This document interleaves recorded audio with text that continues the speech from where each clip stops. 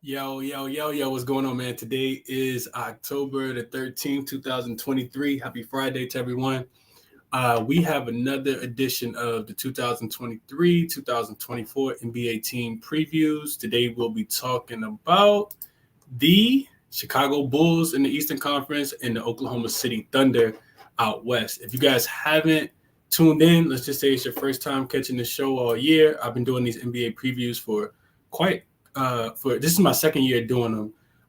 And we've covered every team that finished with a better record than the Chicago Bulls and the Oklahoma City Thunder last year. I've been going 2 teams a day, starting with the teams with the best record at each conference. So we've done the Bucks, the Nuggets, the Boston Celtics, the Memphis Grizzlies, the Philadelphia 76ers, the Sacramento Kings, Cleveland Cavaliers, Phoenix Suns, Clippers, Knicks, Nets, Golden State, Atlanta, Lakers, and yesterday we did the Heat and the Timberwolves, which I really like the Timberwolves this year. I think their win total is a tad bit too low. So with no further ado, man, let's just jump right into it. It won't be a long show today. We're here for a good time, not a long time. Let's jump right into it, man. Before I jump into it, though, I do want to ask that you guys hit the like button for me. I'm trying to get back in the graces of the good algorithms, so people know that that the show is on, that I'm back, doing NBA.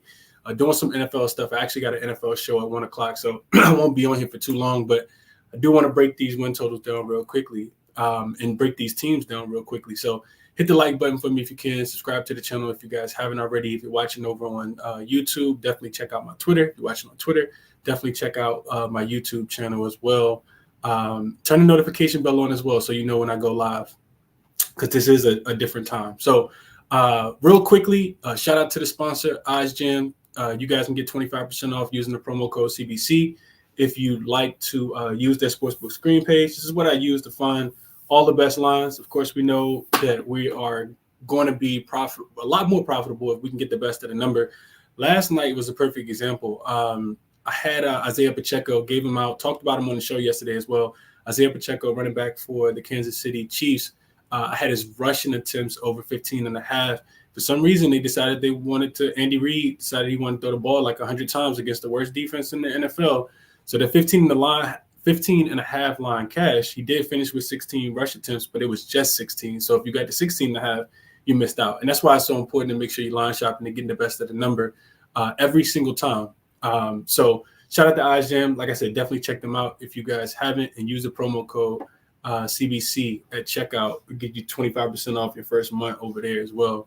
No further ado, let's jump into it, man. We got the Chicago Bulls on deck, like I talked about. Looking at the Chicago Bulls team, this Chicago Bulls team has some crazy odds, and that's primarily because they were pretty underwhelming last year. And in the books, the odds makers are expecting the same thing this year. Right now, you can actually get Chicago at plus 175 just to make the playoffs. This team isn't even projected to make the playoffs right now. Plus 175 to win the Central Division, they're plus 4,000.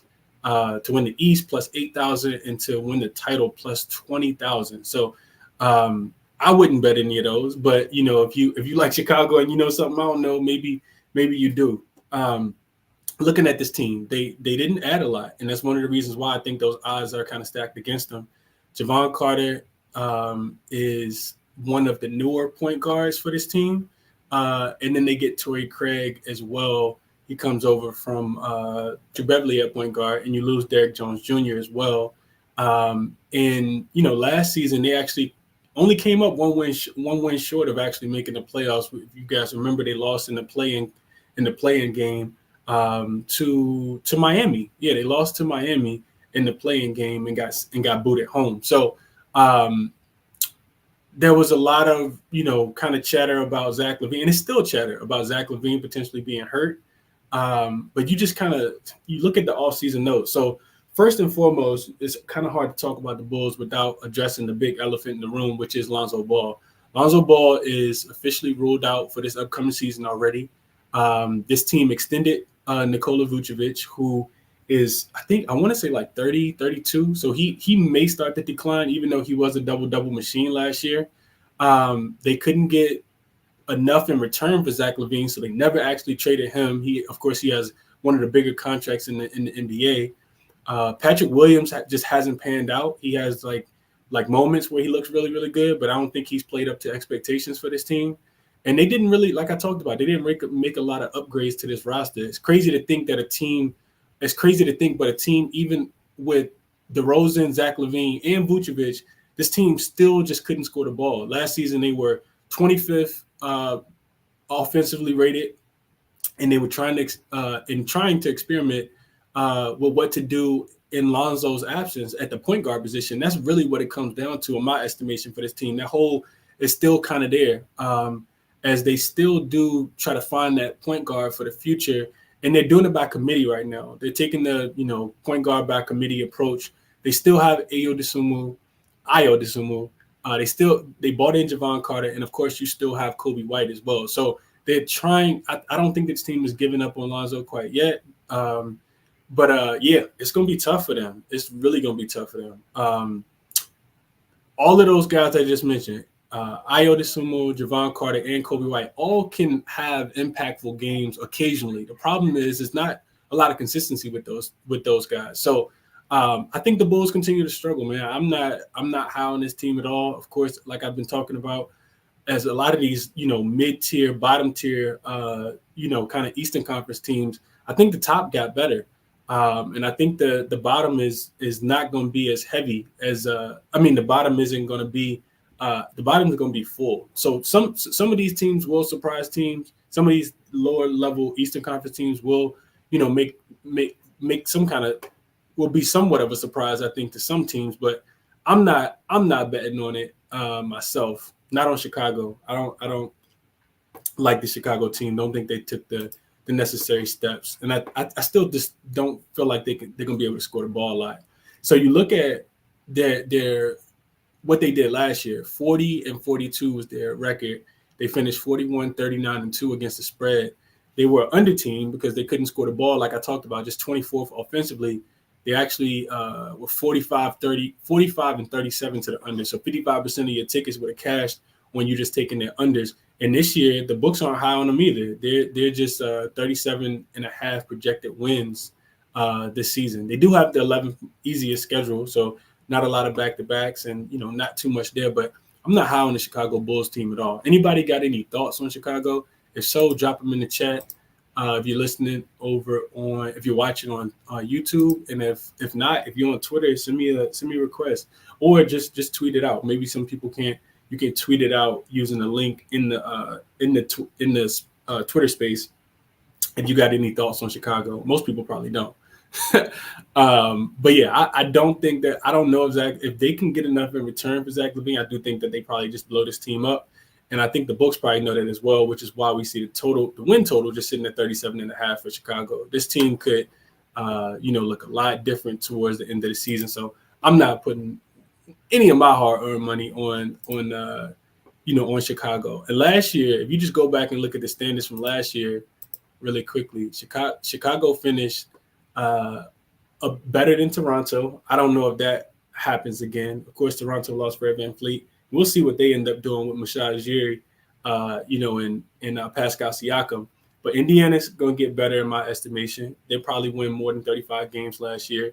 And I think, some of the Orlando Magic, I think they won a few more games than they did last year. I also think that there's potential for – I think Detroit's going to win a lot more games than they did last year just because Kate will be back. They only won 17 games last year. So, in Charlotte's going to be a sneaky team. I know Miles Bridges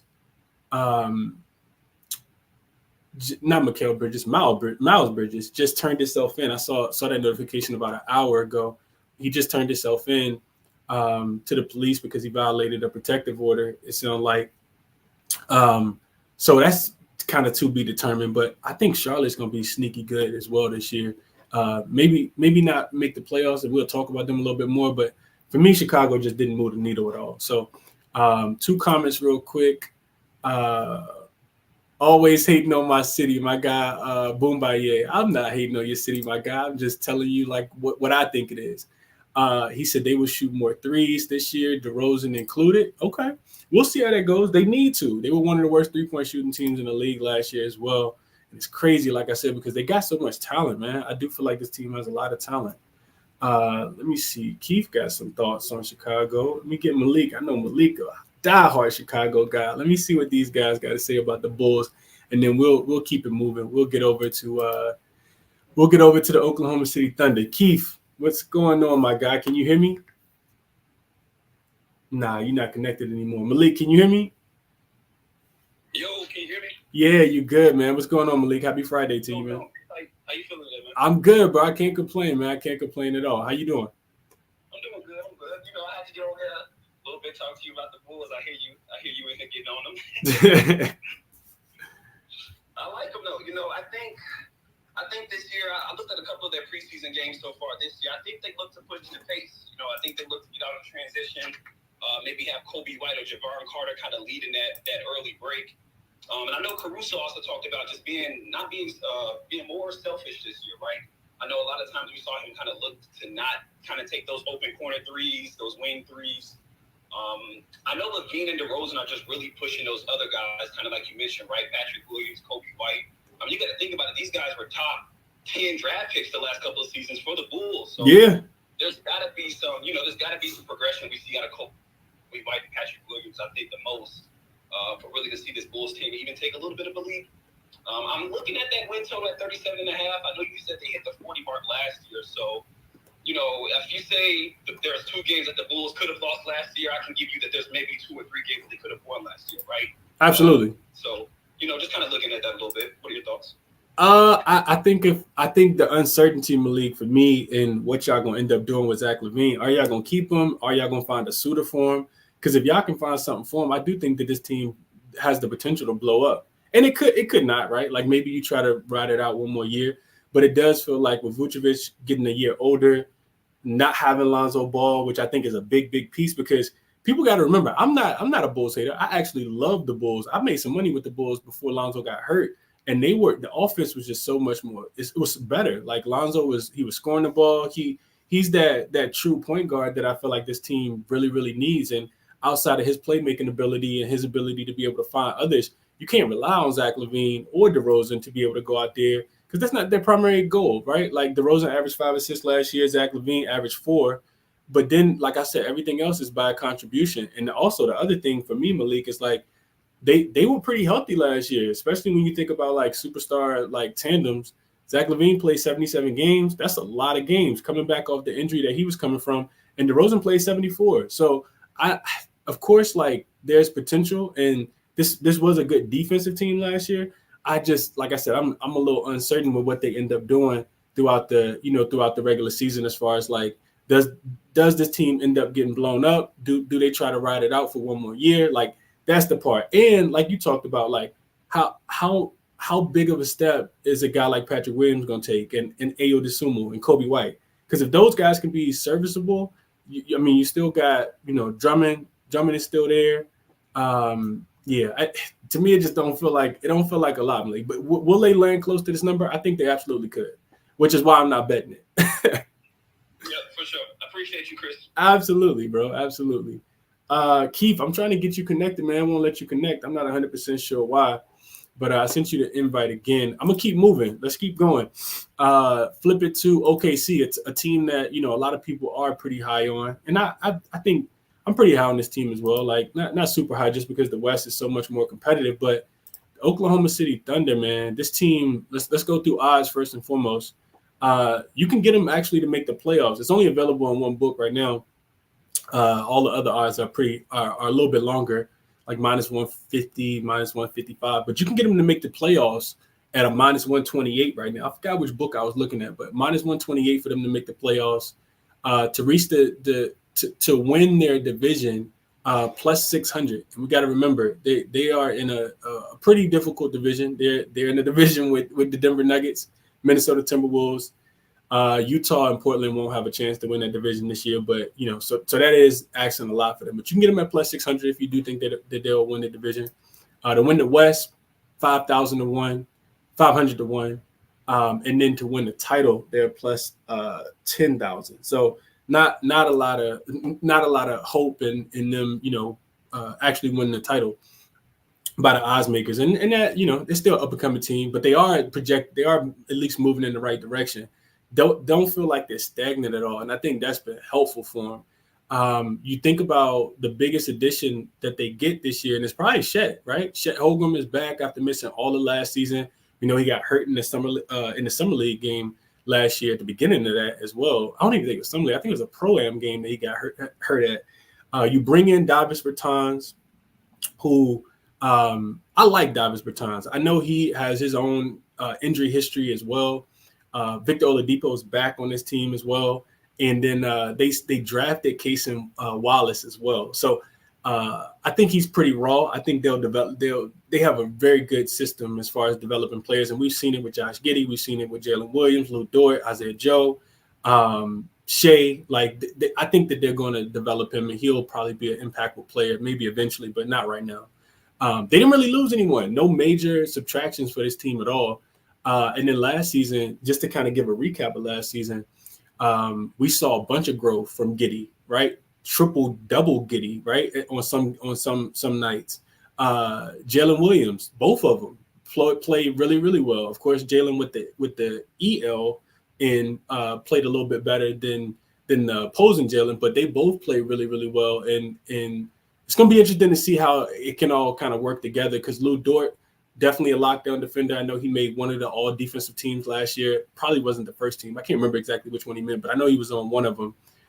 You also had Isaiah Joe, who played really, really well. And there was a couple other guys as well. We also saw Shai Gilgeous-Alexander kind of take that leap from potential all-star to superstar, dare I say.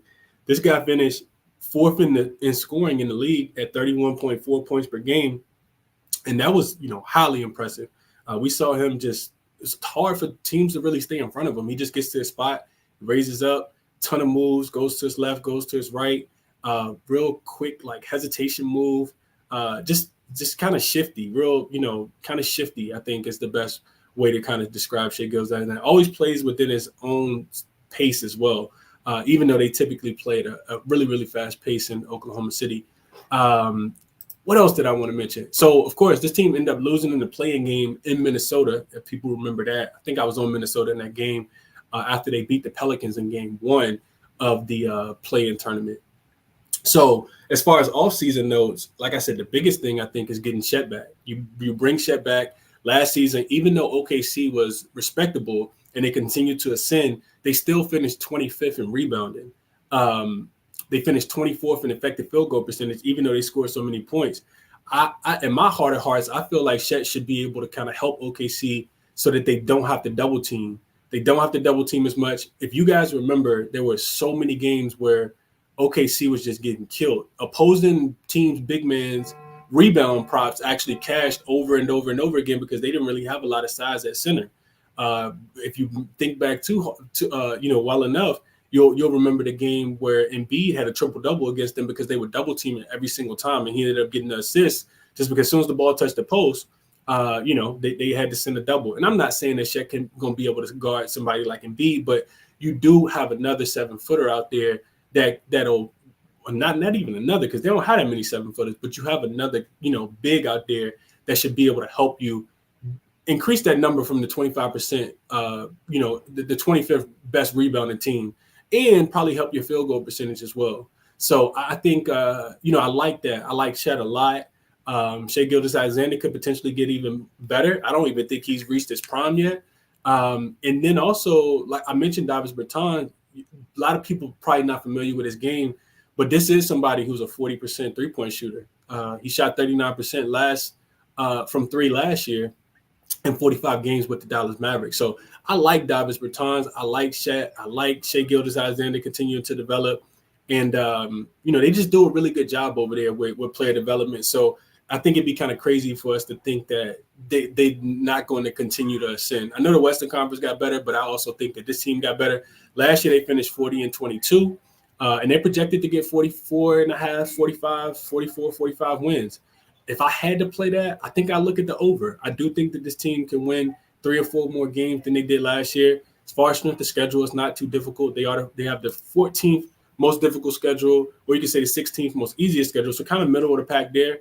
I play on this team. I'm not interested in playing a lot of win totals out west though, just because there is the potential. For me, it's so stacked, and all of the numbers are so similar to each other. But every team is within like 3 or 4 wins of another team when you think about all the teams that finished in the top 5 or top 6 last year. So I'm probably not going to play any of these teams because if I'm going to lock my money up on a minus 105 or minus 110, I want to, be very, very certain. Last year, I think I gave out 5, and of those 5, I want to say I went 4-1, or I gave out 4 and went 3-1 or something like that on these win totals. So I haven't put any in my pocket yet. I'm just kind of reflecting on it. The numbers aren't moving a lot right now, but I will do a video at the end as we get closer to as we get closer to the regular season with the win totals that I did play for people who want to tell those or just kind of interested in what I played. So those are my thoughts on the Oklahoma City Thunder. I think at best they stay healthy and they finish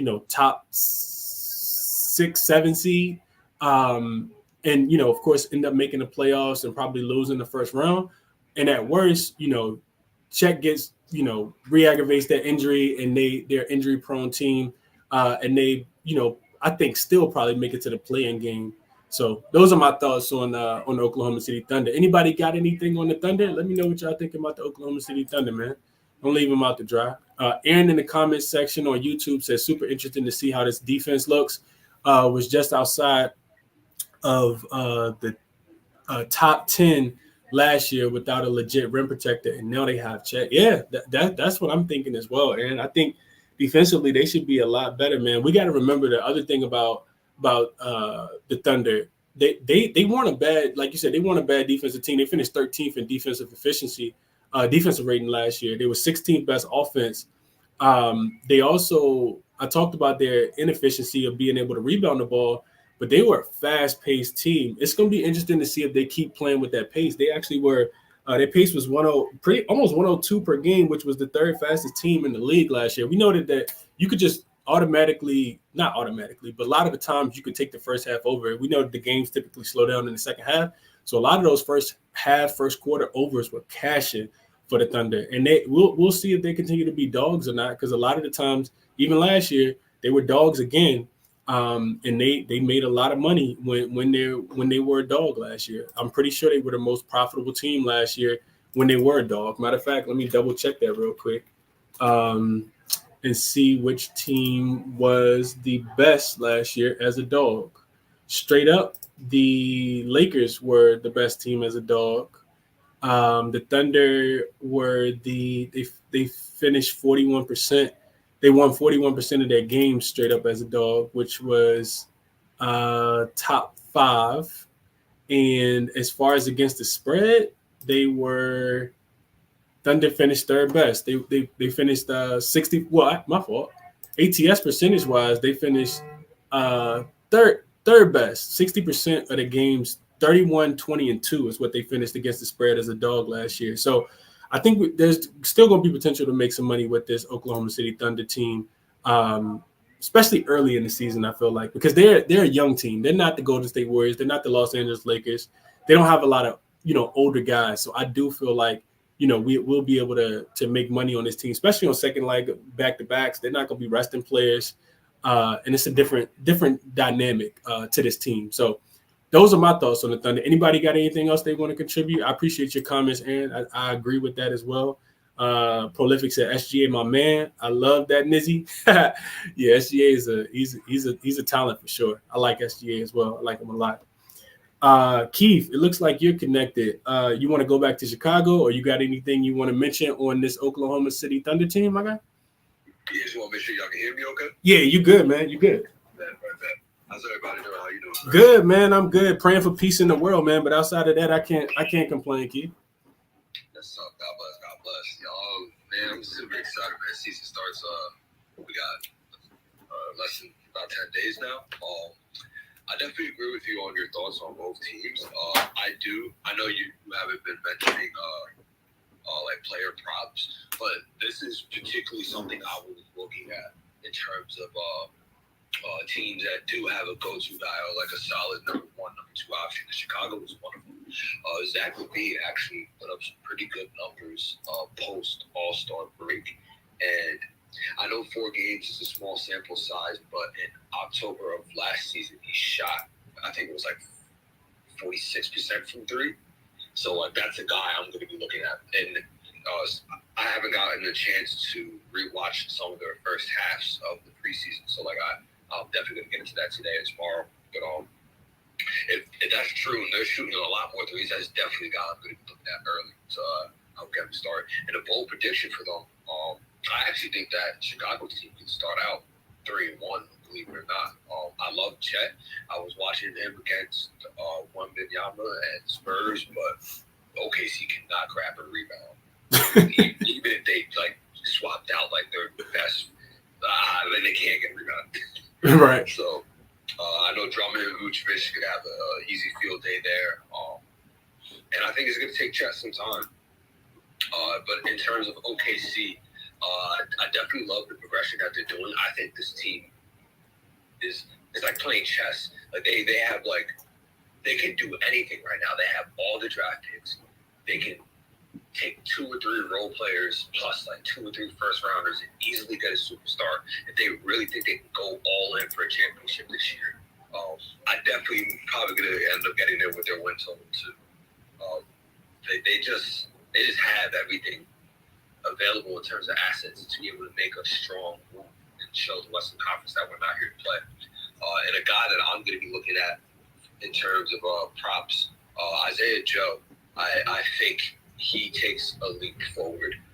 His minutes and usage kept going up as the season kept going. And we know that team, they love to run and play fast. And if I'm not mistaken, I think their first few games actually looks pretty favorable for him. So that's another guy I'm going to be looking at pretty early on. Okay. Akeem, you sound like you've been doing your homework, man. That Zach LaVine number is extremely interesting. I fact-checked you on that, and you were right. It's crazy. He shot 46% from the three-point line to start the season. So, I mean, if they can do that again, to me it sounds like that first game of the season, I know they play against each other. Chicago plays OKC. I didn't do that by accident to put them together, but that seems like an over, at least the first half over in that game. I think it'll be a lot of offense. Teams should have fresh legs. First game of the season, should be super excited. So, yeah, it sounds like an overplay for me. I got to look a little more into it, but I might be on the over in that game. Appreciate you, Keith. Appreciate your thoughts, man. I think you're spot on as well. Let's kick it to Black Thor. Black Thor, what's going on? Happy Friday, my guy. What's going on with you?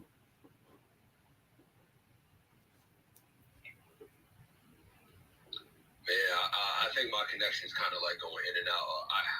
I hear you talking, but it's going in and out, and I'm not sure if you can hear me. Yeah, I can hear you, Keith. I can hear you, and it might be my connection, honestly.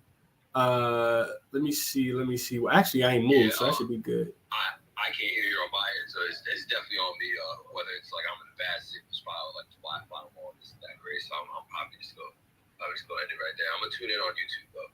Okay, my guy, I appreciate that. See if I no doubt. Can stay connected. Can anybody else hear me? If you guys can hear me, send me a thumbs up emoji. If you're watching if you're listening in on Twitter. Can anybody hear me? My mic good? That actually just changed. I can hear you a little bit better. But if you just repeat what you just said, that'd be fantastic. Yeah, no. I was just saying, Keith, I agree with your assessment. I think that first game of the season between Chicago and OKC might be an over game. I see points in that game. Maybe a first half over. I got to look a little more into it. But if the Bulls are going to shoot more threes and try to play with a tad bit more pace, I know what I'm getting with OKC, and that to me that kind of makes me lean towards the over in that game. Probably, looking at a first half over, maybe it slows down a little bit in the second half, is what I was saying, Keith. So I agree with your thoughts, and kind of making it into a play. I would be looking at that first, probably that first half to go over, maybe even the first quarter. I got to do a little more digging. Yeah, I'm definitely going to look into that too, especially with I love the addition of Jabbar Carter to that team. He's had great success on the Chicago court, and he's a hometown native. Brings to defensive tenacity off the bench too. I think they have a well-balanced team. I know you said Patrick Williams hasn't gotten there, but surprisingly, I caught a glimpse of him taking some very confident mid-range pull-ups. So we'll see how he progresses through the season. Was he cashing them, Keith? Nah. That goes back to the lack of offense, man. We'll see how it goes, though. It's gonna be interesting to see what I got to check the point spread. I haven't even checked the point spreads for that game or see if we got a total yet. But that's funny, Keith. Appreciate you, my guy. Best of luck to you, man. Enjoy your weekend too, bro. Black Thor, can you hear me, man? If you can hear me, bro, I want to kick it to you, man. Happy Friday to you. What's going on? Yes, sir, man. How you doing this evening? How you doing? Happy Friday. I'm good, bro. Well, you want to go Chicago or you want to go OKC or you got a little bit for both? I do a little bit of both. On Chicago, I always say you can always find value with DeRozan, Vucevic, and what's my man's name? Zach LaVine. Even though as a team they're kind of in the middle, like where the worst place you want to be as far as in the league. You don't have a specific direction, but any given night those guys can go off. Like you said, DeRozan had a good season as far as assists.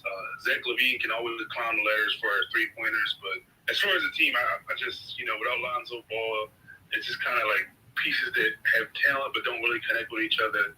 I'm not the biggest fan of the Bulls. But like I said, as far as player props, you can always find value. I would agree. Yeah, absolutely, Black Dog. We got to look in that direction. I think so. Yeah, I know. Like I come on the show, I give out so many thoughts. I got so many opinions on just certain things.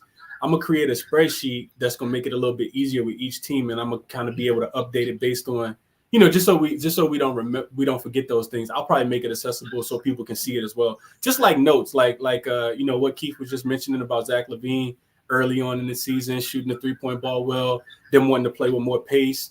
I think about what Coach Ham just said. He challenged Anthony Davis to be able to shoot 6 threes per game. He wants him to shoot 3 per half, and he's been doing that so far. And we know Anthony Davis 3-point line probably going to be at a half. So that just different things like that. Of course, I'm gonna be locked in with my Lakers, but I think just having like a little cheat sheet like that. I also do a calendar, so I know when certain games are going to be played, like revenge spots and narratives and that type of thing. So yeah, I'll probably share all that stuff, especially with my members over on YouTube as well. So yeah, Black Thor, keep going. Yeah. So OKC, listen, I got to shout out Mr. Consistent, Mr. I Got You himself, SGA. I probably took him almost every game last season. And honestly, he had to hit at least on a 70% clip, honestly. He with points, assists, whatever it was, he was probably the best player individually that almost always hit his mark with that line. And I know everybody talks about Chet Holmgren, but if it ain't broke, don't fix it, man. I'm going right back to him as far as points and assists. Even in the summer, watching him in Canada, he ain't stopping nothing. It looked like he's on the same terror.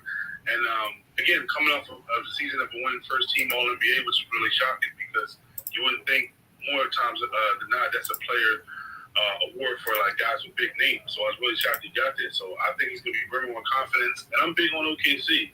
I'm big on their win totals. And any team that plays them and doesn't bring it, they're getting ran off the floor. That's a fact. They're going to play hard. They're going to play fast. That's a fact. The Lakers a couple times last season, lollygagging, playing around, mm-hmm. You get beat off the floor. Mm-hmm. So I'm big on OKC. And Josh Giddey too. Always the triple-double threat whenever you can find value. Jalen Williams, points, rebounds, and assists. It's a really good team. Like I said, Chet Holmgren will come on slow, but I'm all money in on OKC. I like it. You playing the win total, Black Thor? Any interest in the win total at 44.5? All day. I ain't gonna lie. I'm tempted to do SGA for MVP, but I ain't gonna do it.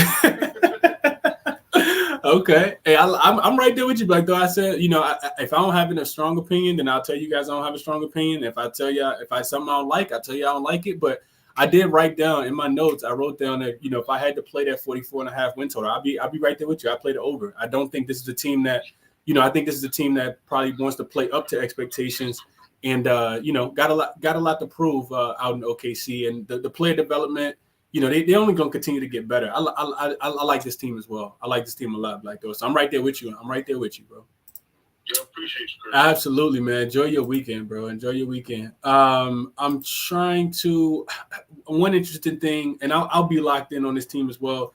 I just want to see how the shot distribution goes for this team because you're gonna get, of course, SGA is the he's numero uno. He's number one. But Chet, I looked at the first 2 games. He shot 12 and 11 times, and they move the ball well. It's crazy that they're so young and nobody's really ball dominant. They all kind of find their shots and get into a rhythm.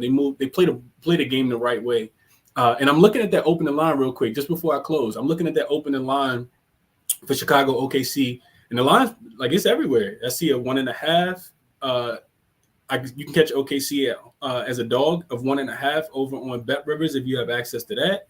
And Chicago is a -1 favorite on DraftKings right now as well. So you can take OKC if you think that they start the season well.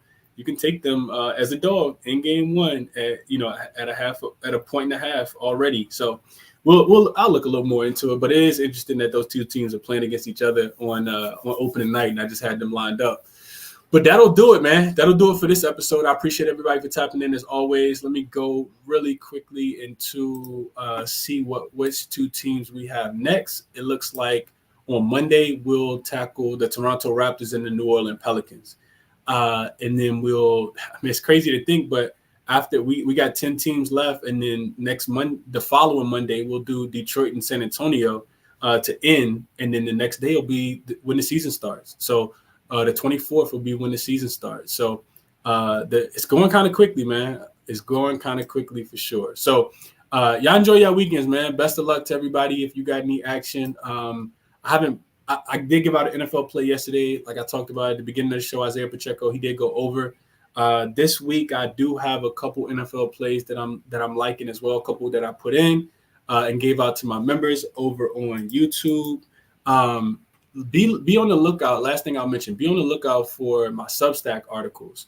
If you guys click the link in my profile, you can subscribe to Substack so that they come directly to you, and it's free right now. Anyway, it's free. So it just allows me to kind of be able to write about my plays a little bit more versus just giving you guys a play. And not, I like to be able to kind of help people learn how to cap the games and look at them the way I'm looking at them as well. So be on the lookout for that. Definitely subscribe to the Substack. Hit the like button for me if you guys can here on Twitter, on YouTube as well. Turn the notification bell on. And like I said, man, enjoy your weekends. Best of luck to you guys if you got any action on anything. I'm out.